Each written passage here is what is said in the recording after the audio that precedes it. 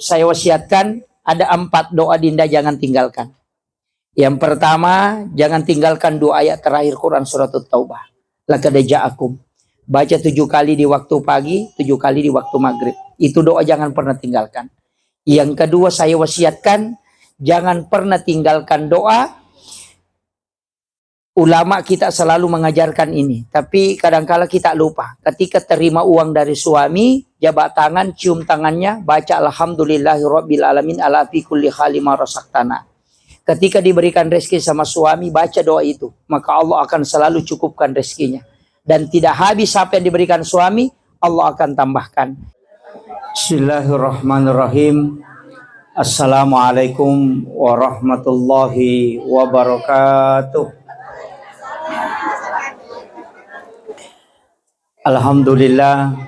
Alhamdulillahi rabbil alamin. Wassalatu wassalamu ala asyrafil anbiya'i wal mursalin sayyidina wa maulana wa habibina wa syafi'ina wa ala alihi wa ashabihi wa sahabatihi ajmain. Qala ta'ala fi kitabihil karim wa huwa asdaqul qailin. A'udzu billahi minasyaitonir rajim. Bismillahirrahmanirrahim. Wa min ayatihi an khalaqalakum min anfusikum aswaja litaskunu ilaiha wa ja'ala bainakum mawaddatan wa rahmah inna fi dzalika laayatil liqaumin yatafakkarun. Wa qala Nabi sallallahu alaihi wasallam fil hadis an-nikahu li sunnati faman raghiba an sunnati falaysa minni. Shadaqallahul azim wa sadaqa rasulil karim wa nahnu ala dzalika minas syahidin wasyakirin. La haula wala quwata illa billahi wa huwal aliyyil azim. Hadirin wal hadirat ikhwanu fillah, sidang jamaah walimatul urs, wabil khusus sahibul bait dan kedua mempelai, sepasang mempelai yang sementara duduk di pelaminan. Alhamdulillah, kita mestinya bersama-sama mendoakan kepada anak kita yang sementara duduk di pelaminan. Karena pernikahan itu sebenarnya intinya adalah doa. Kita mendoakan supaya rumah tangganya itu diberikan oleh Allah rumah tangga yang sakinah, mawaddah, dan warahmah. Tapi yang paling pokok sebenarnya adalah mudah-mudahan diberikan ketakwaan oleh Allah Subhanahu wa Ta'ala. Makanya singkatan Samawah. Biasa kalau di Facebook ditulis Samawah. Kalau saya mestinya ditulis Samarata. Sakinah, mawaddah, warahmah, dan takwa. Karena kalau Samawah, sakinah, mawaddah, warahmah. Tapi mesti ada ketakwaan. Karena rumah tangga yang dibina dengan ketakwaan, maka insya Allah semua masalah akan diangkat oleh Allah Subhanahu wa Ta'ala. Wa may yattaqillaha yaj'al lahu makhraja wa yarzuqhu min haitsu la yahtasib wa may yatawakkal 'alallahi fa huwa hasbuh innallaha balighu amri qad jalallahu likulli syai'in qadara. Itu yang penting saya wasiatkan yang pertama. Yang kedua, saya wasiatkan, saya pakai bahasa Indonesia ya. Iya. Yang kedua, saya wasiatkan kepada mempelai wanita bahwa dalam membina bahtera rumah tangga itu pasti ada masalah. Karena sakinah itu lahir dari kata sakanah. Orang Arab itu kalau mengatakan sakanah, itu ketika tenang. Makanya kopi yang sudah diaduk kemudian tenang, itu bahasa Arabnya sakanah. Daun-daun yang sudah diterpa angin kemudian tenang, itu sakanah. Makanya hati yang sudah bergejolak itu disebut sakinah. Nah, makanya saya wasiatkan bahwa dalam rumah tangga pasti ada masalah. Pasti ada kekurangan di antara kedua pasangan. Karena rumah tangga itu kalau pengantin baru itu 1 bulan masih aman Pak, tidak ada masalah. Karena mudah memaafkan. 2 bulan juga tidak ada masalah. Tapi nanti bulan ketiga baru muncul aslinya. Nah, makanya laki-laki akan kelihatan aslinya, perempuan akan kelihatan aslinya setelah 3 bulan. Kalau 1 bulan, 2 bulan, 3 bulan pertama itu tidak ada masalah. Tapi 3 bulan ke atas, sampai mubah mana, baru muncul semua. Yang aslinya mana. Nah, karena kalau orang pacaran itu masih selalu sembunyi. Artinya sembunyi tidak dinampakkan kekurangan. Makanya kalau ada suami bilang, apalagi kalau ada perempuan bilang, bagus sekali pacarku, jangan percaya. Ya, kenapa? Karena itu belum aslinya. Nanti setelah menikah baru muncul sifat asli. Kekurangan masing-masing akan muncul. Tapi ketahuilah bahwa dalam berumah tangga tidak ada rumah tangga yang mulus. Itu harus dibina dengan penuh kesabaran dan ketabahan. Jadi kalau mengatakan saya cari pasangan yang sabar, kalau disuruh ngomong-ngomong, kalau disuruh diam-diam, kalau disuruh duduk-duduk, itu ndak usah menikah, beli televisi saja. Karena biasa perempuan disuruh diam, dia ngomel terus. Nah itu, siapa namanya pengantin perempuan? Nur Hayati, untung Yati, bukan Wati. Seandainya ada Wati di ujungnya bahaya. Nah itu makanya saya wasiatkan kepada pengantin laki-laki, terutama juga kepada pengantin perempuan. Jangan lupa membaca doa sesudah sholat subuh atau sesudah sholat maghrib, 2 waktu itu baca doa. Bismillahi ala nafsi wa mali wa ahli. Ingat baca doa itu 7 kali. Kenapa? Karena doa inilah yang diajarkan Rasulullah supaya keluarga kita tidak diganggu. Baik itu diganggu oleh orang lain. Karena dulu itu Pak orang curi emas, curi sandal. Sekarang banyak yang curi suami. Makanya jaga suaminya baik-baik. Karena sekarang banyak pencuri suami nih. Apalagi kalau saya lihat ganteng-gantengnya pengantin laki-laki. Wah bahaya. Nggak kurang 2 gadis yang sudah dirayu kayaknya ini. Kayaknya jaga baik-baik itu. Makanya saya wasiatkan kepada pengantin perempuan, baca itu. Bismillahi ala nafsi wa mali wa ahli 7 kali. Setiap subuh dan setiap maghrib. Insya Allah harta, diri, dan keluarga Allah yang jaga. Dan itulah penjagaan yang paling bagus. Karena Allah tidak pernah lalai. Kemudian wasiat saya yang ketiga, jaga suaminya baik-baik. Kenapa? Karena suami adalah tempat mendapatkan surga bagi seorang istri. Layani dia dengan sepenuh hati. Jaga kepalanya. Karena 2 kepalanya itu. Kepala atas dengan kepala bawah. Nah, jangan jaga kepala atas supaya jangan melihat-lihat. Jaga kepala bawah supaya jangan masuk-masuk sembarang. Iya, dijaga baik-baik. Karena laki-laki itu parah, Bu.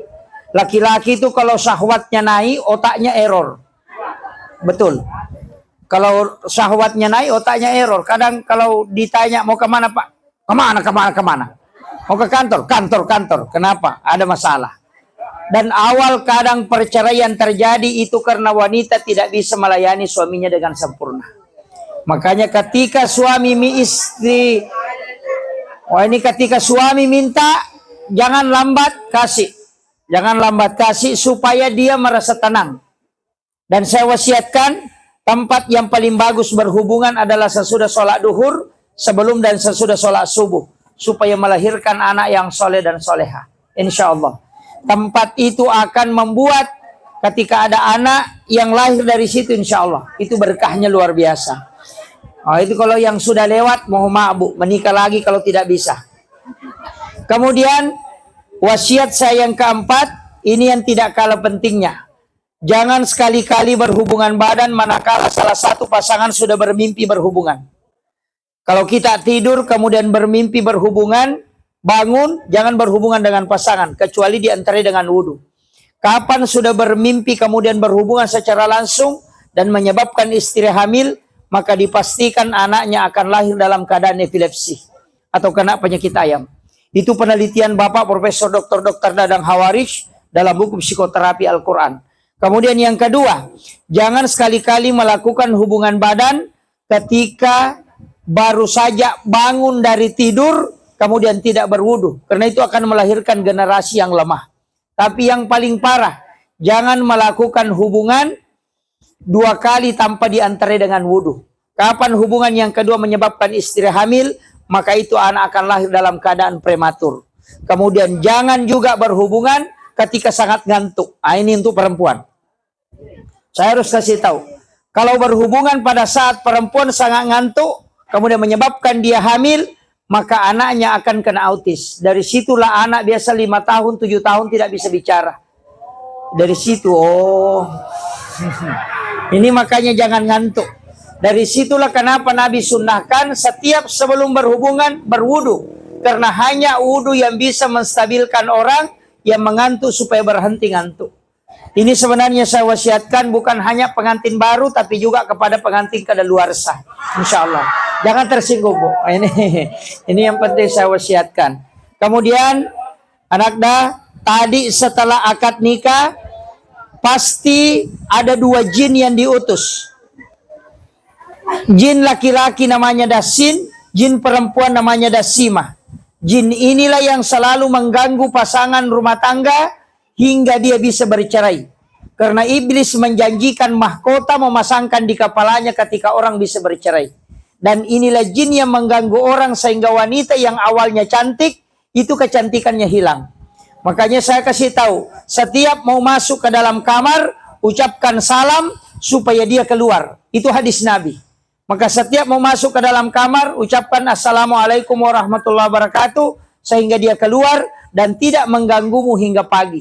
Itu wasiat yang saya harus wasiatkan kepada pengantin, supaya jangan diganggu. Karena ini akan selalu menjaga, sampai orang itu bercerai. Makanya kadang orang lebih cantik dia lihat tetangganya daripada istrinya. Itu karena hal ini. Inilah yang menyebabkan orang selingkuh. Karena jin Dasin dan Dasimah. Dan itu memang dijanjikan mahkota ketika bisa menceraikan seseorang yang berumah tangga. Maka saya wasiatkan, ucapkan salam setiap masuk ke dalam kamar. Insya Allah jin ini tidak akan mengganggu hingga pagi. Kemudian saya juga wasiatkan, ini yang tidak kalah pentingnya, kalau suaminya mau jalan dek, salaman, cium tangannya, kemudian baca wa alqaitu alaika mahabbatan minni walitusna ala ini. Itu dalam Quran surat Taha akhir ayat 39. Ini penting saya wasiatkan. Inilah yang dibaca Nabi Adam ketika pertama kali ketemu dengan Hawa di Jabal Rahmah. Siapa wanita yang membaca ketika ingin suaminya berjalan atau berangkat, maka insya Allah tidak ada yang mengganggu suaminya di dalam perjalanan. Sekarang kan orang harus dijaga. Karena sekarang jadi masalah. Banyak hal-hal yang mengganggu rumah tangga. Kemudian ketika ada masalah, ambil air wudhu, sholat 2 rakaat, minta petunjuk dan berdoa kepada Allah. Karena itu yang paling cepat. Jangan masukkan dalam Facebook. Banyak perempuan ada masalahnya langsung masuk ke Facebook. Makanya saya kasih tahu, ada 5 gadis yang tidak boleh dinikahi. Jadi kalau mau menikah Pak, jangan nikahi perempuan karena 5. Yang pertama, jangan nikahi perempuan yang besar betisnya. Yang maksud saya itu besar betisnya yang suka jalan. Nah, baru jam 7 sudah ada 8 rumah dia jalan. Putar-putar. Cerita tidak pulang. Padahal suaminya di rumah menunggu mau minum kopi. Makanya saya kasih tahu dek, nanti sesudah sholat subuh, jangan tinggalkan kamar kecuali minta izin sama suami. Kok suami tak sayang? Pergi kak bikin kaki air panas. Kalau dia bilang, jangan keluar. Kenapa? Kemungkinan ada serangan fajar. Nah, ini untuk pengantin baru ini. Nah, kemudian yang kedua, jangan peristri wanita yang suka cari uang. Maksudnya cari uang, kalau suaminya tidur, dia periksa kantongnya. Takutnya, ini aja juga. Kecuali laki-laki itu kikir, tidak apa-apa. Bisa dicuri uangnya kalau suami kikir, Pak. Ada memang suami itu kikir sekali, pelit sekali, itu uangnya bisa dicuri. Tapi tidak boleh melampaui batas. Kalau ada suami begitu pelit, bacakan surah Yasin. Kemudian, yang ketiga, saya wasiatkan, jangan nikahi perempuan yang bulu matanya panjang. Mana maksud saya?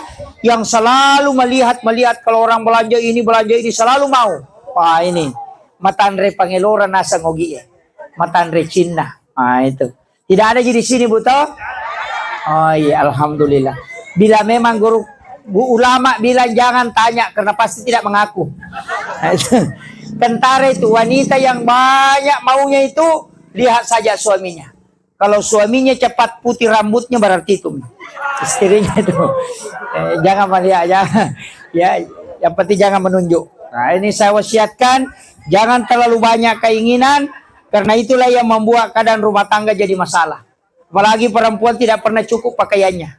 Tidak pernah cukup. Makanya kalau mau ke pesta pernikahan, hati-hati Dinda. Setiap suami yang mau jalan, harus istri lebih dulu siapkan diri.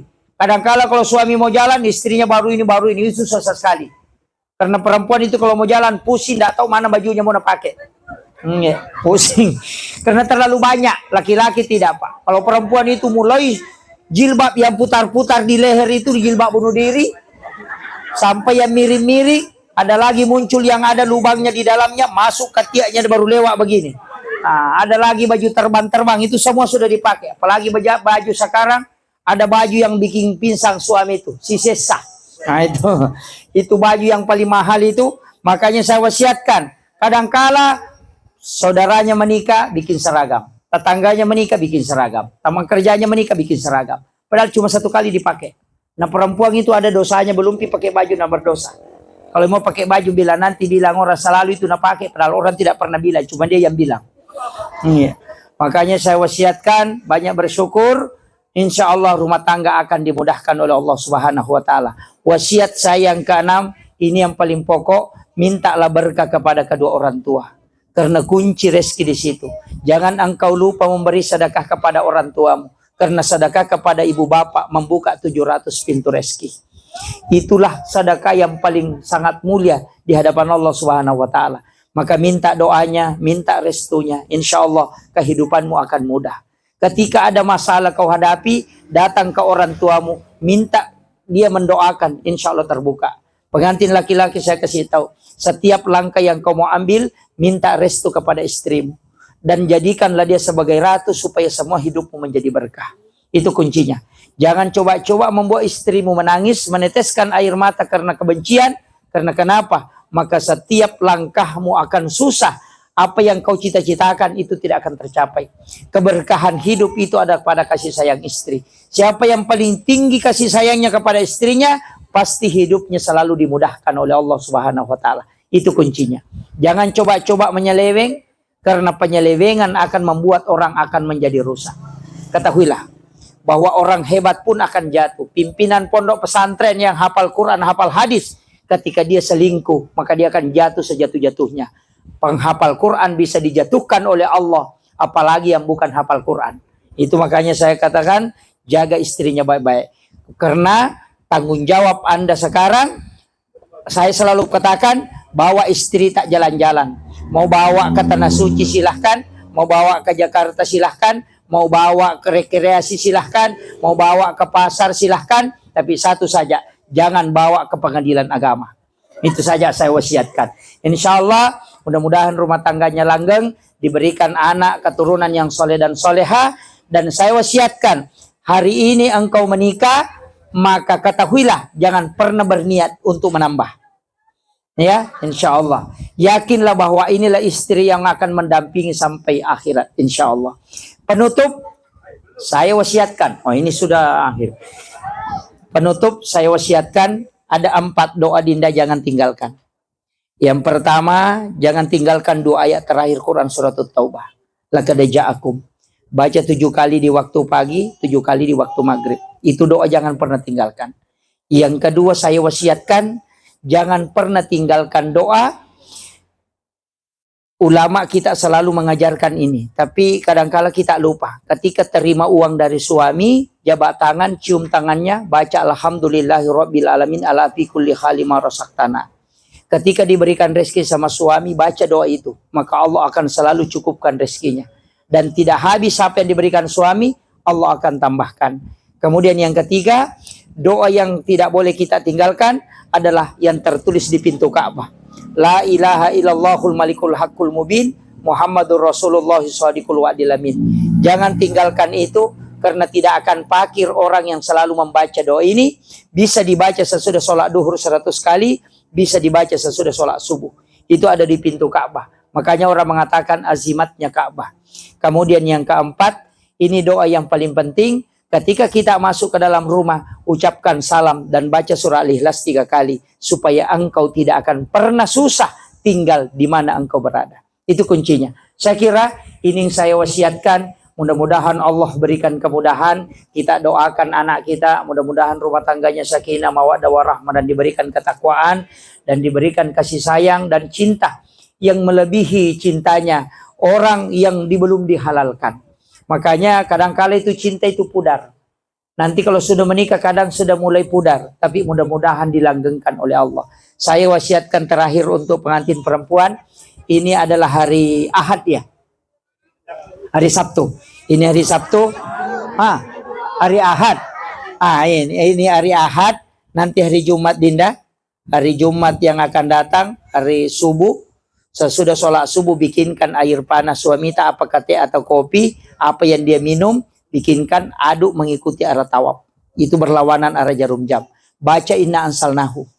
Setelah selesai diaduk, letakkan pengaduk di tengah-tengah. Jangan diangkat. Nanti airnya berhenti berputar. Ketika dia tenang, baru angkat itu sendok yang kita pakai mengaduk. Baca surah Al-Kautsar 1 kali. Berikan kepada suami tak dia minum. Ada sisanya kita minum sedikit sambil membaca surah Al-Kautsar. Orang yang melakukan itu insya Allah tidak akan bercerai selamanya.